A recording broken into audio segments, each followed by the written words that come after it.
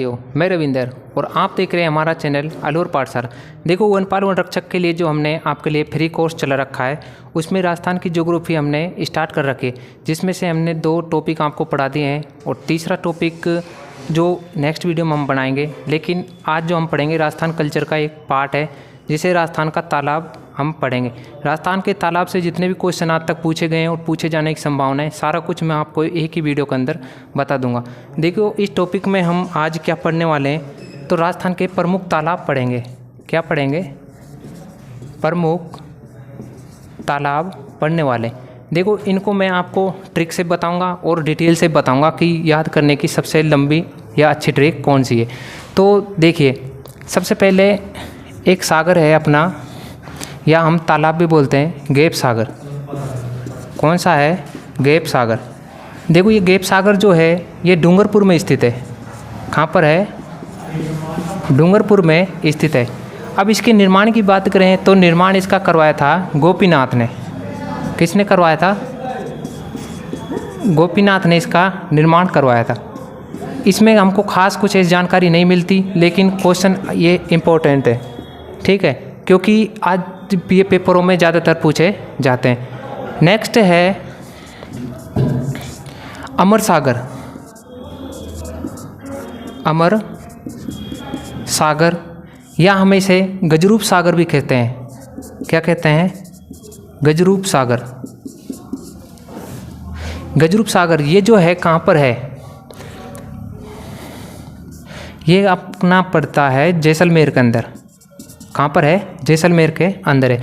देखो इसका जो निर्माण की बात करें तो इसका जो निर्माण करवाया था वे करवाया था गज सिंह ने। देखो आपको कंफ्यूज नहीं होना है दोनों क्वेश्चनों में कि जो गैप सागर का निर्माण करवाया था गोपीनाथ ने और गजरूप सागर का निर्माण करवाया था गज सिंह ने। नेक्स्ट है जैत सागर। जैत सागर। देखो जैत सागर जो अपने राजस्थान में है वह है बूंदी के अंदर। कहाँ पर है? बूंदी के अंदर है। अगर इसके निर्माण कार्य की बात करें तो इसका जो निर्माण करवाया था वह करवाया था जैता मीणा ने। बूंदी के साथ साथ जैता मीणा ने इसका निर्माण करवाया था।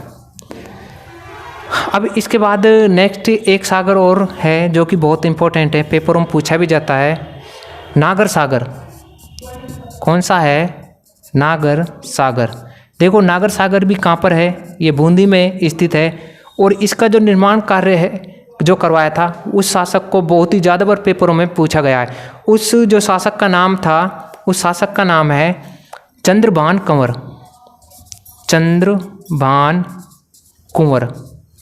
देखो तो ये तो 4 इम्पोर्टेंट आपके तालाब हैं राजस्थान के जो कि बहुत ज़्यादा एग्जाम की दृष्टि से महत्वपूर्ण है। उसके बाद नेक्स्ट और पढ़ लेते हैं हम। एक है, देखो एक है रानीसर तालाब। रानीसर तालाब। देखो रानीसर तालाब जो है ये जोधपुर के अंदर है। कहाँ पर है? जोधपुर के अंदर है। इसका जो निर्माण करवाया था वो रानी जसमादे ने करवाया था। किसने करवाया था? जसमादे ने करवाया था।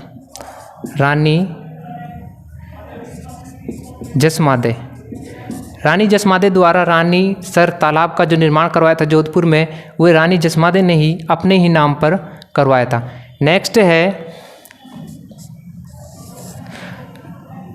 बाल संबंध तालाब। कौन सा है? बाल संबंध तालाब। देखो ये जोधपुर में स्थित है। कहाँ पर है? जोधपुर के अंदर स्थित है। और इसका जो निर्माण करवाया था वह बालक राव ने करवाया था। किसने करवाया था? देखो इधर मैं लिख लेता हूँ, बस आपको समझ आना चाहिए किसने करवाया था। बालक राव भी बोल सकते हैं या कई किताबों में राव बालक भी मिलेगा, तो आपको कंफ्यूज बिल्कुल नहीं होना है। देखो इसकी एक बात और है, ये जो राव बालक ने इसका निर्माण करवाया था उस समय गुर्जर प्रतिहार जो वंश था उस समय की ही ये तालाब बना हुआ था, आपको याद रखना है। नेक्स्ट है कायलाना झील। कायलाना झील। देखो पिछले जो एग्ज़ाम हुए थे राजस्थान पुलिस के और होमगार्ड के अंदर भी ये क्वेश्चन कई बार पूछा गया था और अलग अलग एग्जामों में कई बार ये क्वेश्चन पूछ भी लिया गया है। तो कायलान झील कहाँ पर है? ये भी जोधपुर के अंदर है। कहाँ पर है? जोधपुर के अंदर है। अगर इनके निर्माण की बात करें तो कायलान झील का जो निर्माण करवाया था वह करवाया था सर प्रताप सिंह ने। सर प्रताप सिंह ने। देखो आपको कंफ्यूज नहीं होना यहाँ पर, क्योंकि ये प्रताप सिंह जोधपुर से संबंधित रखता है और एक आपको सवाई प्रताप सिंह मिलेगा जिसने हवा महल का निर्माण करवाया, तो वे आपको कछवा वंश के अंदर पढ़ना है। और यहाँ पर हम बात कर रहे हैं जोधपुर की, मारवाड़ की, राठौड़ों की, ठीक है। उसके बाद आता है रामगढ़ की डूंगरी। रामगढ़ की डूंगरी ये आपकी कहाँ पर है? तो ये है कन्यादाह तालाब। कहाँ पर पड़ता है? बारां के अंदर है। कन्यादाह क्या है? ये स्थान है। देखो इसकी एक कहानी के रूप में मैं आपको बता देता हूँ, कभी आप नहीं भूलोगे। देखो रामगढ़ की जो डूंगरी, कन्यादाह तालाब, जो बारां, इसको क्यों कहते हैं? क्योंकि बारां में एक शासक हुआ करता था, उसका नाम था भैंसोसाय। उसके कितनी पुत्रियाँ थीं? उसके 4 पुत्रियाँ थीं जो कि अविवाहित थी। उस समय मुस्लिमों का दौर था, उसी की बात है, उसी समय की। तो बहुत ही कीमती पत्थर था, आपने नाम सुना होगा, पारस पत्थर। तो उसी पारस पत्थर को बचाने के लिए इसकी जो भैंसासाय की, देखो मैं नाम लिख देता हूँ अगर पूछ भी लिया जाए तो, भैंसासाय, इनकी ये जो 4 पुत्रियाँ थी, अविवाहित थी, इन्होंने ही इन कन्यादाह तालाब, ये तो नाम बाद में पड़ा था, लेकिन रामगढ़ की डूंगरी यहाँ पर एक तालाब था जिसमें कूदकर अपने प्राणों को न्यौछावर कर दिया और उस पारस पत्थर को मुगलों के करीब नहीं जाने दिया। तो इसकी एक कहानी थी, इसलिए इसको कन्यादाह कहते हैं, क्योंकि वे अविवाहित थी। तो आप बिल्कुल नहीं भूलेंगे इस बात को। उसके बाद नेक्स्ट है पन्नालाल साहा।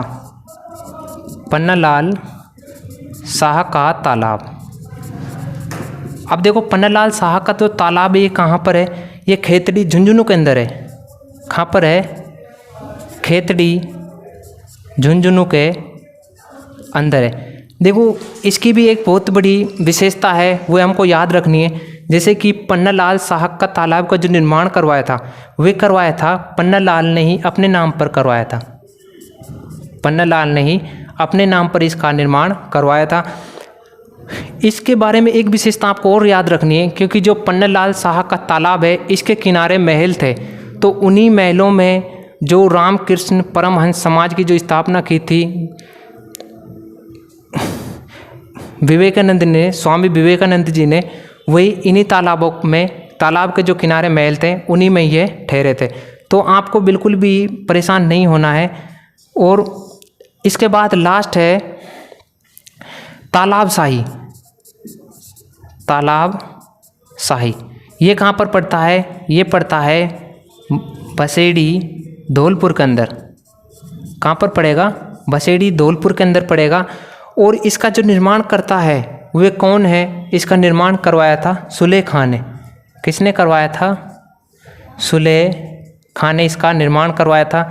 अब देखो ये सुलेह खां कौन था? आपने सुना होगा कि मुगल बादशाह एक जहांगीर था, जहांगीर का एक मनसबदार था सुलेह खां। तो इसी सुलेह खां ने तालाब शाही झील बसेड़ी धौलपुर के अंदर इसका जो निर्माण करवाया था।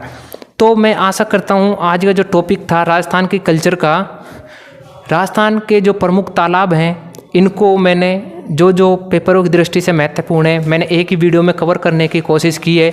अब चाहे ये क्लास वनपाल वनरक्षक की तैयारी करने वाले बच्चे हो, या CET एग्ज़ाम वाला हो, या रीट वाला हो, कोई भी हो, सबके लिए ये वीडियो हेल्पफुल होने वाली है। देखो अगर प्रमुख तालाब को अगर आप इस तरीके से याद नहीं कर सकते और आप चाहते हो कि इन सब की ट्रिक चाहिए, तो मैं आपको एक अलग से वीडियो बना दूंगा ट्रिक के लिए। आप कमेंट में कर मुझे बता सकते हैं। तो आज की क्लास को देते हैं यहीं पर विराम और मिलते हैं नेक्स्ट वीडियो के साथ। धन्यवाद।